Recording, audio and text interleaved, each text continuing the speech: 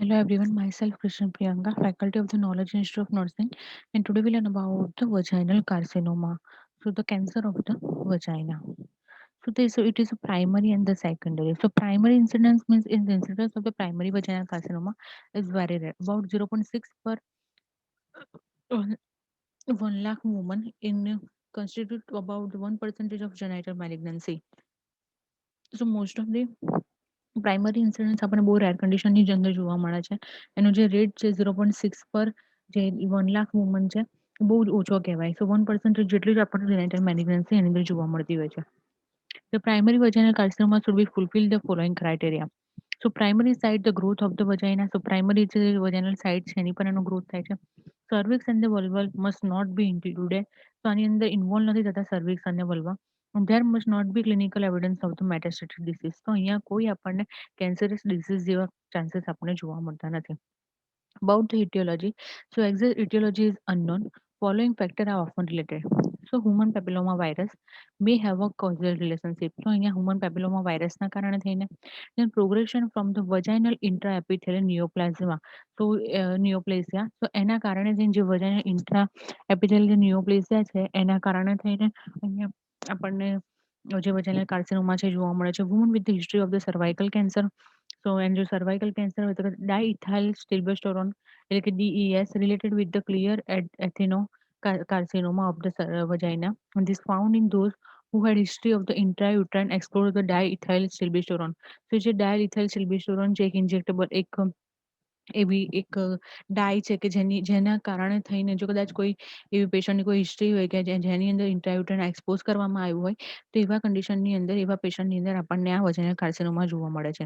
Previous irradiation therapy to the vagina or the immunosuppression. તો પ્રીવિયસમાં જો કદાચ રેડિયેશન થેરાપી કરાયેલી હોય ઇમ્યુનોસપ્રેશન માટે કાં તો વજાઇના માટે કાં તો પછી prolong use of the pessary and the more common occurs the white then the black.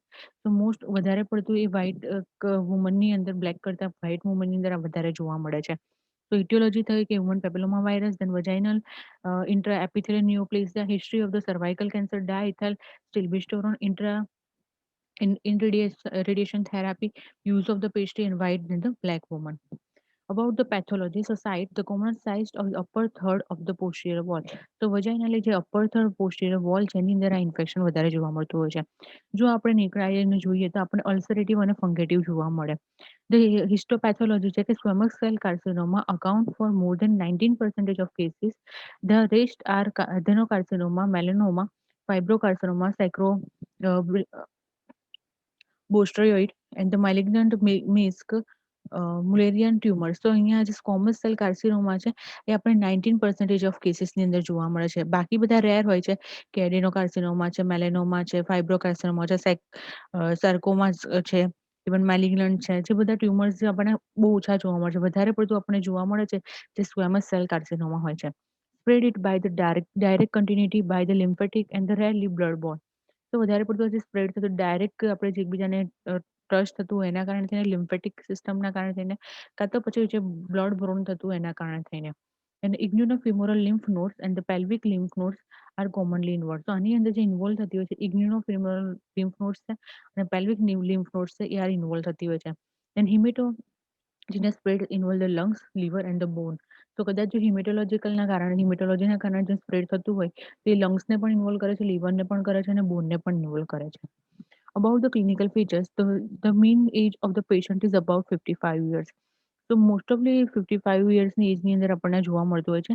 The symptoms so may be asymptomatic. So being accidentally discovered during the routine screening procedure. So A most of the asymptomatic આપણને જોવા મળતું હોય છે. એ discover થઈ જાય છે કે જ્યારે કદાચ કોઈ રૂટીન સ્ક્રીનિંગ પ્રોસિજર થતી હોય અને એ ટાઈમે આની આપણને ખબર પડે છે. Abnormal vaginal bleeding including the postcoital bleeding is the conspicuously present as the early symptoms. તો વધારે પડતું કદાચ આપણને અબનોર્મલ વજનનું બ્લીડિંગ જોવા મળી શકે છે જ્યારે પોસ્ટકોઇટલ બ્લીડિંગ થતું હોય એ ટાઈમે અને ફોલ્સ સ્મેલિંગ ડિસ્ચાર્જ આપણને પર વજાઇનમ જોવા મળે. સાઇન છે કે speculum examination reveal that ulcerative nodule and the exophytic જે ગ્રોથ હશે જે આપણને અહીંયા જોવા મળશે. તો સ્પેક્યુલમ એક્ઝામિનેશન કરીએ ત્યારે આપણને જે વજાઇના હશે એકદમ અલ્સરેટિવ જોવા મળશે, નોડ્યુલર જોવા મળશે અને એક્ઝોપેટિક જે ગ્રોથ હશે અહીંયા આપણને જોવા મળશે. And the cervix looks apparent normal ને સર્વિક્સ હશે નોર્મલ યુથ કારણ કે સર્વિક્સ અને જે વલ્વા છે અહીંયા ઇન્વોલ્વ થતું નથી. About the diagnosis, so during the cystology, screening procedure to detect the abnormal cell. તો સિસ્ટોલોજી એટલા માટે કરવામાં આવે છે કે જ્યાં અબનોર્મલ સેલ હોય એને ડિટેક્ટ કરવા માટે. Then colposcopic examination and targeted biopsy are helpful patient with the abnormal cytology and the unexplained vaginal bleeding. So અહીંયા કોલ્પોસ્કોપી કરવામાં આવે, ટાર્ગેટેડ બાયોપ્સી કરવામાં આવે તો પેશન્ટનું જે પણ ફ્લુઇડ હોય કાં તો ડિસ્ચાર્જ થતો હોય એને બાયોપ્સી કરીને જોવામાં આવે છે કે બ્લીડિંગ કેમ થાય છે અને શાના કારણે થાય છે. Then cystourethroskopy and the proctosigmoidoscopy, CT scan, MRI are done and biopsy from the clinical suspected lesion. So biopsy પણ કરવામાં આવે જો કદાચ કોઈ lesion થયા હોય તો. The stage છે એના અમુક stages છે કે stage 1, 2, 3, 4. So stage 0 હોય તો કાર્સિનોમા એન્ડ C2. તો કાર્સિનોમા જે કેન્સર છે હજી એટલું સ્પ્રેડ થયેલું નથી હોતું. સ્ટેજ 1 હશે so carcinoma is limited to vaginal wall. જો સ્ટેજ 1 ની અંદર કાર્સિનોમા છે એ વજાઇનલ વોલ સુધીનું હશે. સ્ટેજ 2 હશે so carcinoma has involve the subvaginal tissue but has not extended to the pelvic or wall. તો જે કાર્સિનોમા છે અહીંયા એ સબવજાઇનલ ટિશ્યુને ઇન્વોલ્વ કરશે પણ હવે પેલ્વિક વોલને હજી ઇન્વોલ્વ નથી કરેલું. સ્ટેજ 3 ની અંદર carcinoma has extend two the pelvic wall અને 3 ની અંદર હવે પેલ્વિક વોલ સુધી એક્સટેન્ડ થઈ જશે અને સ્ટેજ 4 ની અંદર carcinoma has extend beyond the true pelvis and has involved the mucosa of the bladder and the rectum. The adjacent organ at the bladder and the rectum and distant organ are the involved. તો જેટલા ઉપરના બધા જ organ છે સો true પેલ્વિસ involve થઈ જશે અને એની ઉપરના બધા જ ઓર્ગન અહીંયા સ્ટેજ 4 ની અંદર ઇન્વોલ્વ થઈ ગયેલા હશે. About the treatment, so radiotherapy or the surgery or the combination is accepted mortality of the therapy of the invasive primary carcinoma of the cervix vagina. તો રેડિયોથેરાપી કાં તો સર્જરી કાં તો કોમ્બિનેશન બંને રેડિયોથેરાપી અને સર્જરી આ બંને વધારે પડતી જે ઇન્વેસિવ પ્રાઇમરી કાર્સિનોમાની ટ્રીટમેન્ટ છે જે અહીંયા કરવામાં આવતી હોય છે. Choice depends on the clinical stage, anatomical location and the size of the lesion. તો જે આપણે કોઈ બી થેરાપી કરવી હોય કાં તો પછી કોઈ બી સર્જરી કરવી હોય ડિપેન્ડ કરે છે કે એનાટોમિકલ લોકેશન કઈ જગ્યાએ છે અને કેટલું સાઇઝનું એ કાર્સિનોમા લીસન્સ છે. ઇફ સ્ટેજ 1 હોય એટલે કે growth limited to upper third તો અપર થર્ડ જે વજાઇના છે ત્યાં સુધી જ હોય તો રેડિયો રેડિકલ હિસ્ટેક્ટોમી કાં તો પાર્શિયલ વજાનેક્ટોમી કાં તો bilateral pelvic lymphadenectomy is treatment of choice. તો as that stage IB carcinoma cervix. તો જ્યારે સ્ટેજ 1 હોય કાર્સિનોમા હોય તો અપર થર્ડ ઇન્વોલ્વ થયેલું હશે એટલે રેડિકલ હિસ્ટેક્ટોમી કરવામાં આવશે. બધું જ નહીં જેટલો અફેક્ટેડ પાર્ટ હશે એ કાં તો પાર્શિયલી વજાનેક્ટોમી કાં તો બાયલેટરલ પેલ્વિક લિમ્ફેડેક્ટોમી કરવામાં આવશે. If the growth is limited to lower third પેલું અપર થર્ડ અથવા લોવર થર્ડ હશે તો રેડિકલ વલ્વેક્ટોમી કરવામાં આવશે with the removal of the bi inguinofemoral lymph nodes with the vaginectomy. તો અહીંયા જે વલ્વા છે એને પણ રિમૂવ કરવામાં આવશે જે ઇન્ગ્યુનોફિમોરલ જે લિમ્ફ નોડ્સ છે એને પણ અને વજાનેક્ટોમી વજાનાને પણ રિમૂવ કરવામાં આવશે. If stage 2 હશે so radiation by extend beam therapy with the intraactive or the intestinal radiation care is to taken to prevent the bladder and the rectal injury. So અહીંયા જે બીમ થેરાપી હશે એ આપવામાં આવશે radiation therapy અને એની અંદર અહીંયા rectal injury ના થાય બ્લેડર ઇન્જરી ના થાય એનું ધ્યાન રાખવામાં આવશે. And the pelvic excentralization operation is done when there is a failure with the radiation therapy અને જો રેડિયેશન થેરાપી આપણે પરફોર્મ ના કરી શક્યા બરાબર તો જે પેલ્વિક એક્સટેન્શન ઓપરેશન છે અહીંયા કરવામાં આવશે. Radiotherapy. So the radiation therapy is widely used as a primary treatment for the invasive vaginal cancer. So as a vaginal cancer માટે આપણે મોસ્ટ ઓફ જે રેડિયેશન થેરાપી યુઝ કરવામાં આવતી જે પ્રાઇમરી છે કે એ જ યુઝ કરવામાં આવશે. એની અંદર એક્સટર્નલ રેડિયેશન જે હોય છે એ 4500 ટુ 5000 જેટલું અહીંયા આપણને એ અમુક એના જે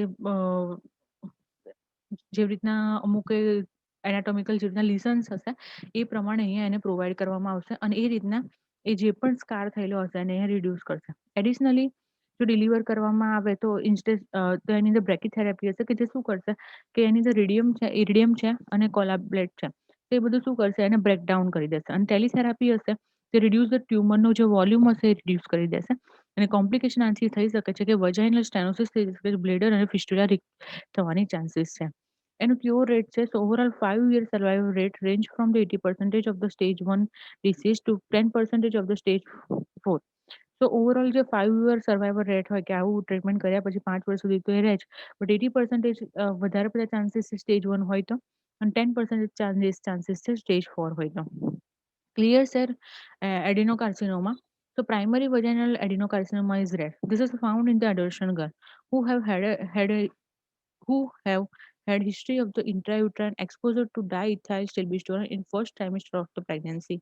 So કદાચ primary vaginal adenocarcinoma રેર છે બટ એ મોસ્ટ ઓફલી એડોલેશન ગર્લની અંદર જોવા મળે છે કે જે લોકોની અંદર ઇન્ટ્રાયુટ્રાઇન એક્સપોઝર એ થયા હોય શાનાથી તો કે ડાયથાઇલ સિલ્બેસ્ટોરોન એ લોકો ફર્સ્ટ ટ્રાઇમેસ્ટરની અંદર the approximately risk of the offspring to develop the clear cell adenocarcinoma of the vagina following the diethyl stilbestrol exposure to 1 in 1000 or the less.